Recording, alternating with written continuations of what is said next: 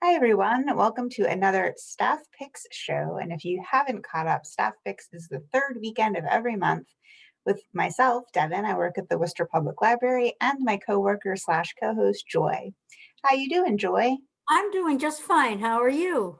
I'm doing pretty good. Are you all set to talk about New Year's resolutions? Because that's the theme of today's show. I am.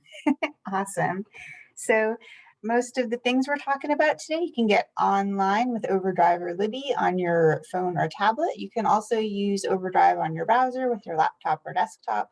And we're still doing physical pickup of items if you want a print copy or if there's a copy on CD. If you're not sure how to do any of that, just comment below or call the library and we'll help you out. But for now, I'm going to switch screens so you can see what we have lined up for you this week. All right, so there's a lot of New Year's resolutions to choose from out there, but Joy and I picked specific ones. Do you want to talk about yours for a second, Joy? Yeah, you know the phrase do something every day that scares you? Well, I don't know about every day, but I'd like to do something this year that scares me. And that is to read about and then act upon the climate change crisis. I don't know about you, but the very idea terrifies me. And so I'm going to wade in and read more about climate change and then find at least one thing to do over the course of the coming year to make it maybe a little better, a little more hopeful. That sounds like an excellent resolution. Mine isn't as big in scope. I kept it a little more close to home. You know, we've been staying home a lot more this year. And instead of just sitting on the couch, I thought, well, what if I took the time to be more creative? So, being more creative can be with anything, certainly with the arts, but also for business people, or perhaps even in ways to help the planet. So, all of our books this week focus either on being creative or on learning about the climate crisis. All right, here we go. For my first book, I picked Twyla Tharp's The Creative Habit, Learn It and Use It for Life. This book came out in 2003, and it's considered to be a companion to The Artist's Way by Julia Cameron and Bird by Bird by Anne Lamott. I know those are both really big titles for people who are working on being more creative. In this book, one of the world's leading creative artists and choreographers shares her secrets for developing and honing your creative talents. All it takes to make creativity a part of your life is the willingness to make it a habit. It is the product of preparation and effort and is within reach of everyone. Whether you are a painter, musician, business person, or simply an individual yearning to put your creativity to use, this book provides you with 32 practical exercises based on the lessons the author has learned in her 35-year career. For example, in Where's Your Pencil? Tharp reminds you to observe the world and get it down on paper. In Build a Bridge to the Next Day, she shows you how to clean the clutter from your mind overnight.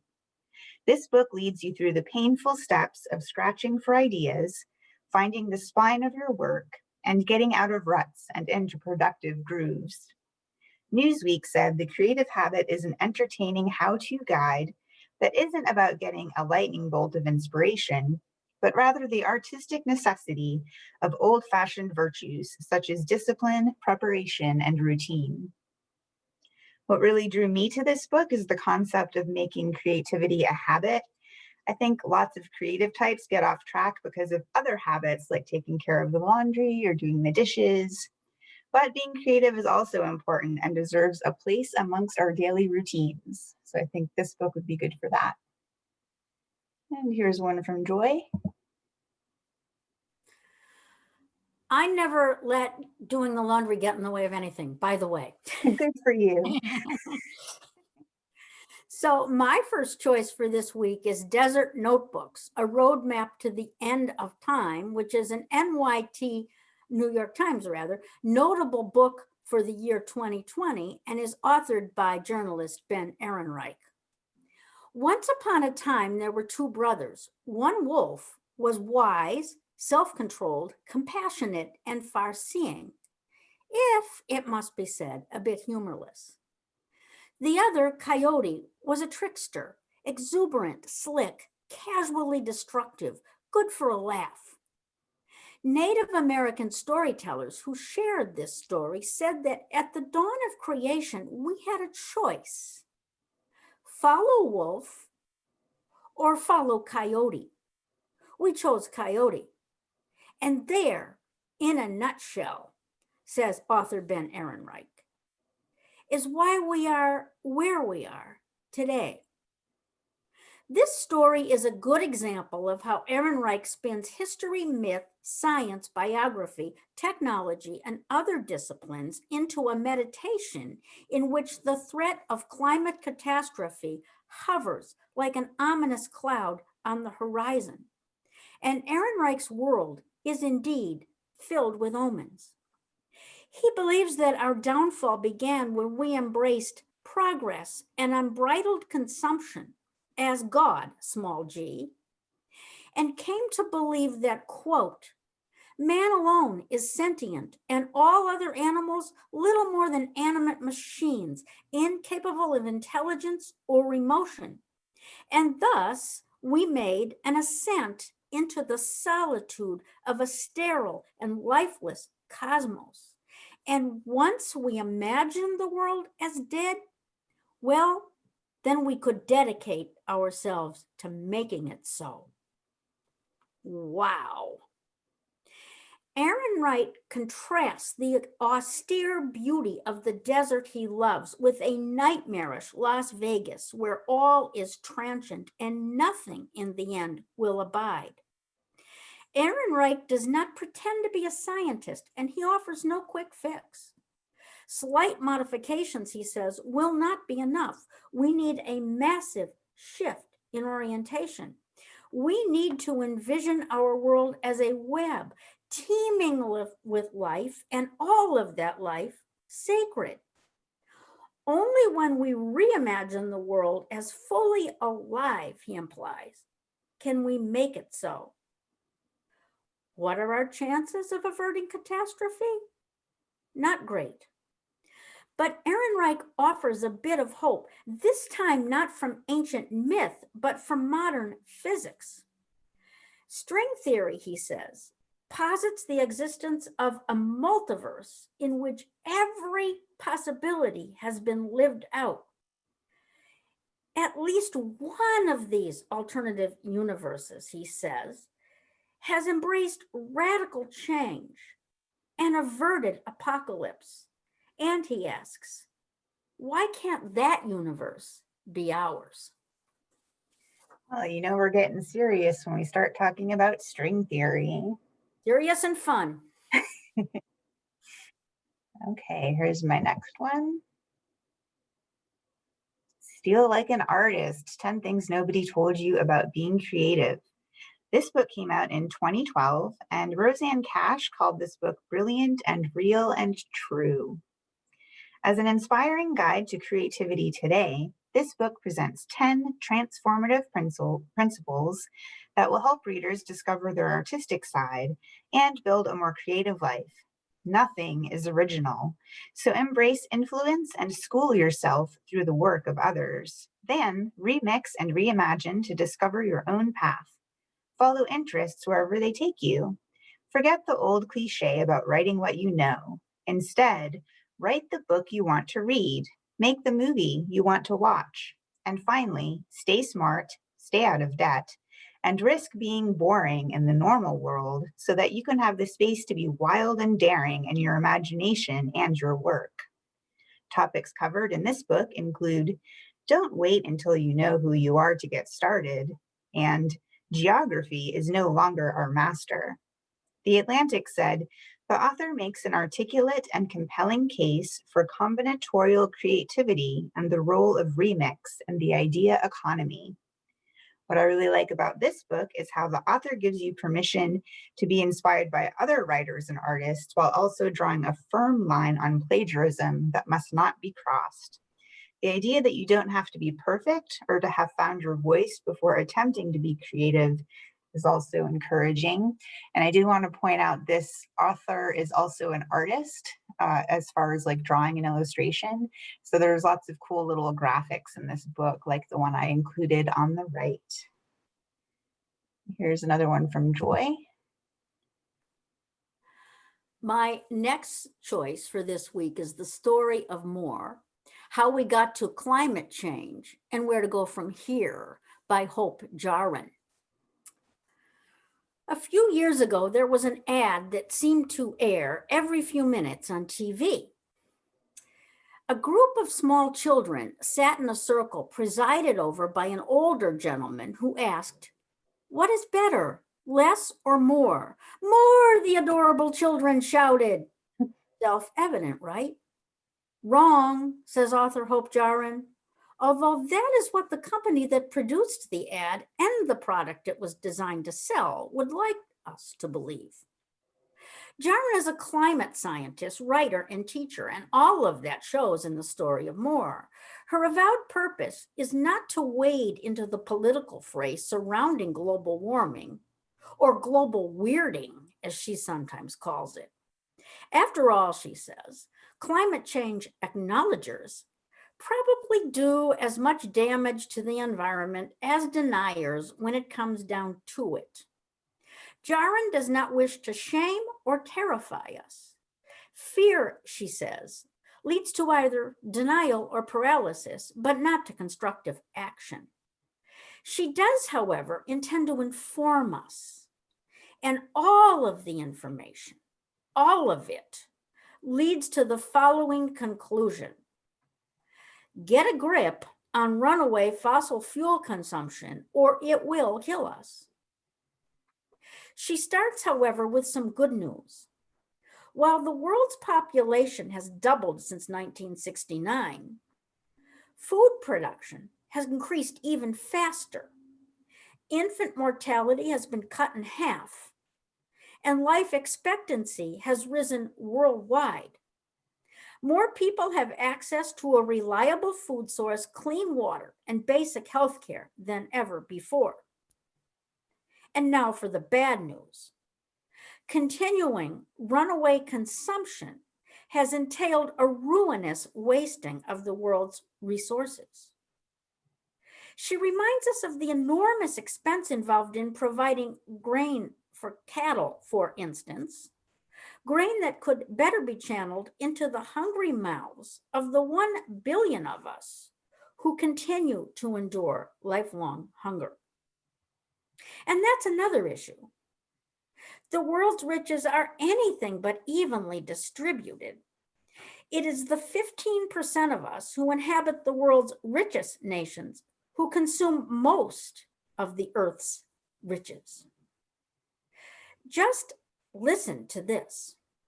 Waste of edible food has increased such that it now equals the amount of food needed to adequately feed all of the undernourished on earth.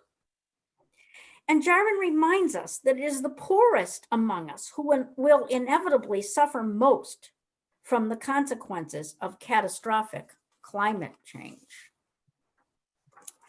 It will probably come as no surprise that the primary culprit in all of this is the burning of fossil fuels that has caused the amount of carbon dioxide in the atmosphere to skyrocket and ratchet up the warming of the earth. So, stop burning fossil fuels, right? Not so easy.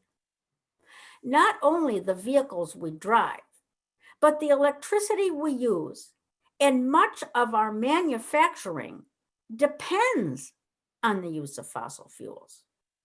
Hope has little hope that either government or business will spearhead the effort necessary to avert disaster. She relies instead on climate scientists, the smartest people she knows, to find long-term, far-reaching solutions, and on the rest of us to make the incremental decisions that may just save us. Even the smallest of changes, she says, can make an enormous difference when multiplied by 1,000,000. Her mantra? Repeat after me. Consume less, share more. Consume less, share more. And I want to say that the story of Moore will be featured in a community discussion via Zoom, which will be held on February 20th. So make sure to look for that on our website and register. Yes, I'm glad you mentioned that. That's going to be a really great discussion, and it's moderated by Assistant Professor Ellis Jones from Holy Cross, and his research focuses primarily on the relationship between ethical consumers and corporate sustainability. So I think that should be a good discussion. All right, and here's my next one. Okay, The Art of Creative Thinking, 89 Ways to See Things Differently. The author, Rod Judkins, trained at the Royal College of Art. He's a lecturer at one of the world's preeminent art schools, and he blogs for Psychology Today. So he has a lot of different expertise. This book of his is described as one that will inspire you to think more confidently and creatively. In short and engaging entries, this deceptively simple volume presents examples of creative thinkers from the worlds of writing, music, architecture, painting, technology, and more, shedding light on their process and showing how each of us can learn from them to improve our lives and our work. Subjects range from the grueling practice schedule of the Beatles and the relentless revisions of Tolkien and Picasso to the slapdash creation of The Simpsons. You'll learn about the most successful class in history, in which every student won a Nobel Prize, how frozen peas were invented, and how 95% of Apocalypse Now ended up on the cutting room floor. Takeaways include: be mature enough to be childish, contradict yourself more often. If it ain't broke, break it. And look forward to disappointment. Another thing to note is that this book is not meant to be read chronologically. What appeals to me about this one is that it's something you can pick up for inspiration. Reviewers say it's especially good for problem solving.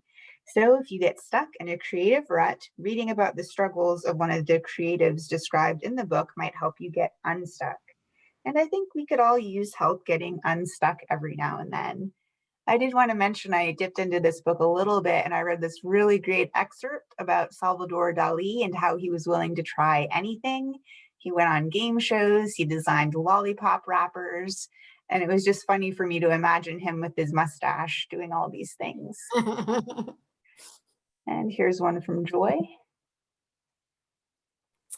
My last choice is All We Can Save: Truth, Courage, and Solutions for the Climate Crisis, which is edited by Ayanna Elizabeth Johnson and Catherine K. Wilkinson. For those who prefer a variety of perspectives on climate change, All We Can Save might be a good choice. The book is composed of a selection of provocative and illuminating essays and poetry from dozens of women at the forefront of the climate movement. Together, they are harnessing feminism, truth, courage, and a plethora of possible solutions in order to lead humanity forward. The diverse body of contributors includes scientists, policymakers, farmers, lawyers, teachers, journalists, actors, and innovators across generations, geographies, and race, although most are North American.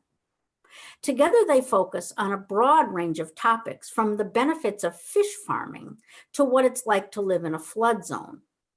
Familiar names include those of poets Mary Oliver and Joy Harjo, and author Naomi Klein. Smithsonian Magazine named All We Can Save as one of the best books of that terrible year, 2020. And the reviewer from the New York Times called it a powerful read with, I dare say, hope. Indeed, hope is embodied in the very title of the book, which is taken from a poem by the late Adrienne Rich. Listen.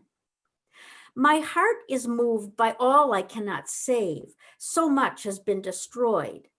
I have to cast my lot with those who, age after age, perversely, with no extraordinary power, reconstituted the world.